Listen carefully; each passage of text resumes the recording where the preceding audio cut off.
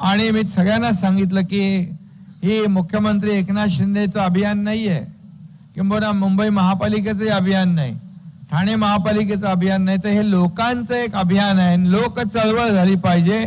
खऱ्या अर्थाने आपण आपलं घर, आपला परिसर स्वच्छ ठेवतो तसंच आपलं शहर स्वच्छ ठेवलं पाहिजे। यासाठी कधी काळामध्ये रस्ते धुतलेले कोणीतरी पाहिले असतील, परंतु आता आपण मुंबईतले, ठाण्यातले रस्ते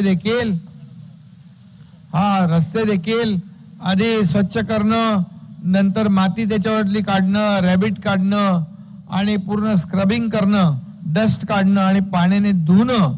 पाणी पण पिण्याचं पाणी आपण वापरत नाही, रिसायकल केलेलं पाणी, विहिरीचं पाणी, बोरिंगचं पाणी याला वापरतो। आणि त्यामुळे आज एवढा आमूलाग्र बदल झालाय। मुंबईतलं देखील प्रदूषण 350 वरून 100 वर आलेलं आहे। ठाण्यामध्ये काय?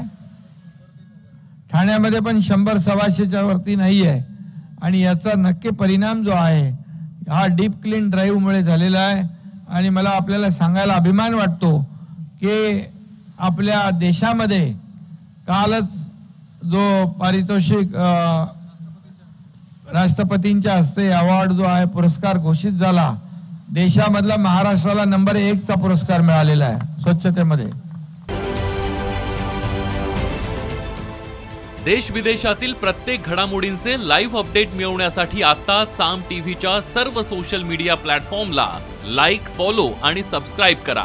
तसंच सर्व नोटिफिकेशनसाठी बेल आयकॉन प्रेस करायला विसरू नका।